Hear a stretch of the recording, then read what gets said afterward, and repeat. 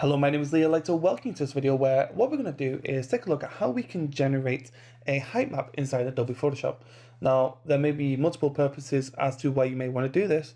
For example, you may not have the time to create high frequency detail in order for you to bake that high frequency detail to a low poly model. It may be that you don't have access to third-party tools such as Endo or maybe ZBrush or something along those lines. So what we can do is we can use a couple of tips and techniques inside Photoshop to generate a height map.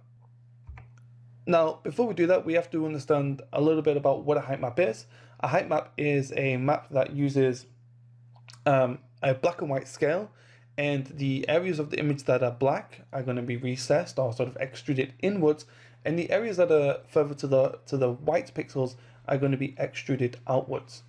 So with that in mind, let's go ahead and get started. So I'm going to go and press the Control J here to make a duplicate here. So let's just create a duplicate, and we are going to go to Image, Adjustments, and I'm going to choose black and white and press OK. Then I'm going to go over to Image, Adjustments, and choose Layers, and I'm going to push the little arrow here across, and let's just play around with these a little more.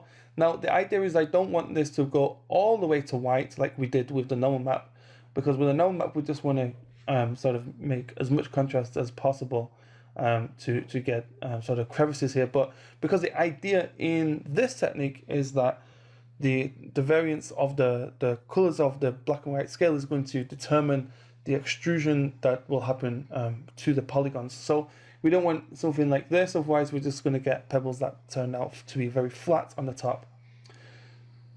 So we want to push this to maybe somewhere like so and press OK. Now, some of this is just going to be you playing around with the values and really seeing what it is that you're looking for here.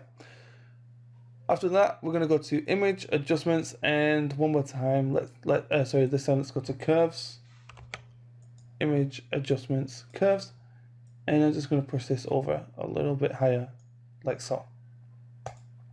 Now, once we've done that, I'm going to go and press Control J to make another duplicate, and the reason for that is we want to use the original image a little bit later on to fine-tune the height detail.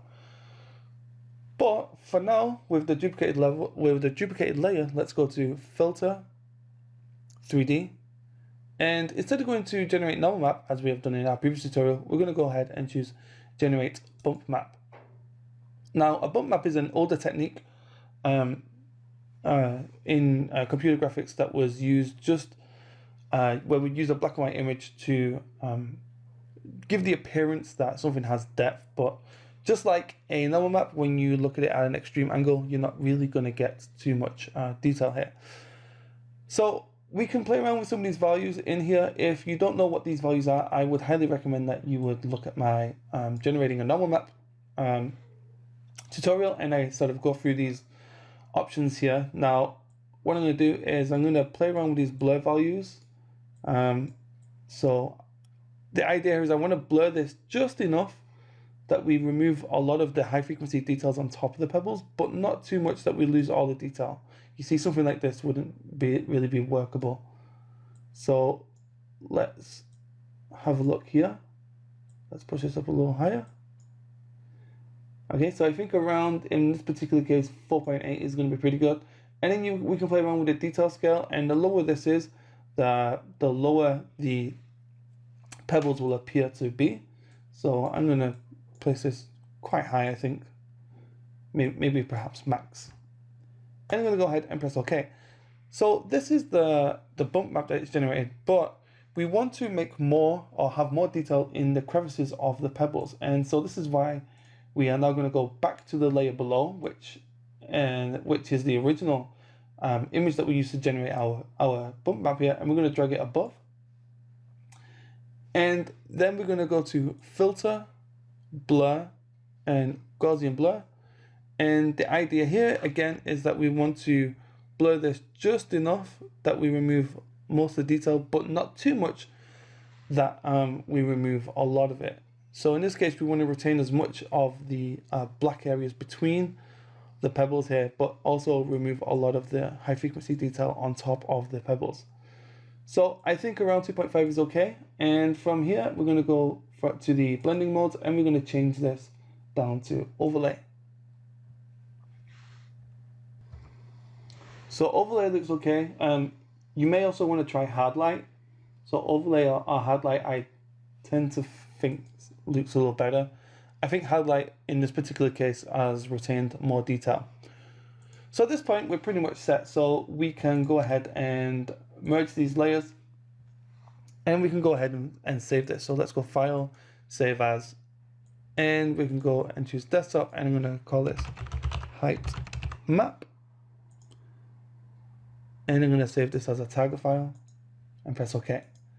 Now, before we exit Photoshop and see how this looks like in Max, we can also preview this inside Photoshop. In order to do that, all we have to do is go over to the 3D tab here. And if you don't see this tab, we go to Windows and just make sure that 3D is enabled.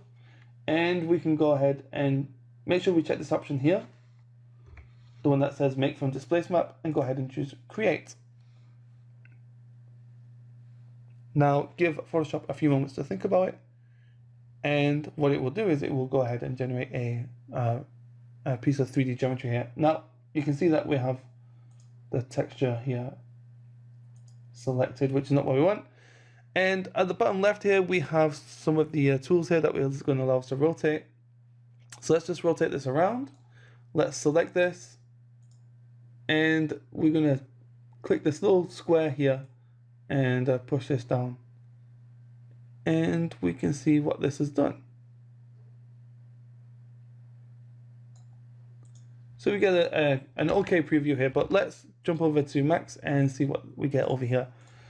So I created a plane, and I'm going to go to Geometry, Modify. I'm going to set this so maybe something like 500 by 500, so we have a lot of geometry here. I'm going to press the M key, and I'm going to select an empty slot, and I'm going to go to choose Diffuse, Bitmap.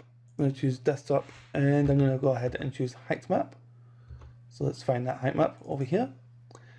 And then from the Modify panel, let's go and add a Displace. And I'm going to check this option. It says Luminance Center. I'm going to set this to 1.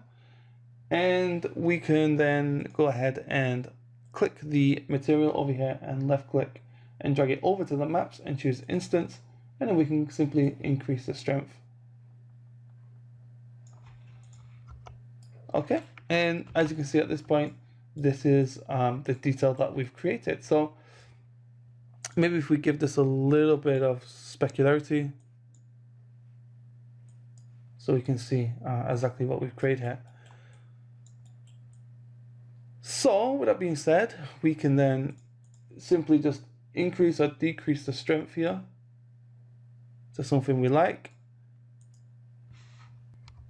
We could also, if we want, go ahead and bring in the actual diffuse texture here. So I believe I named this color, and we can assign this, and that's it. So what we've done is we've used a few techniques inside Photoshop here to generate this height map. And that's it. That's a simple and easy way to generate a height map in Photoshop. If you like this tutorial, please let me know in the comments below. Don't forget to subscribe. Until next time, bye bye for now.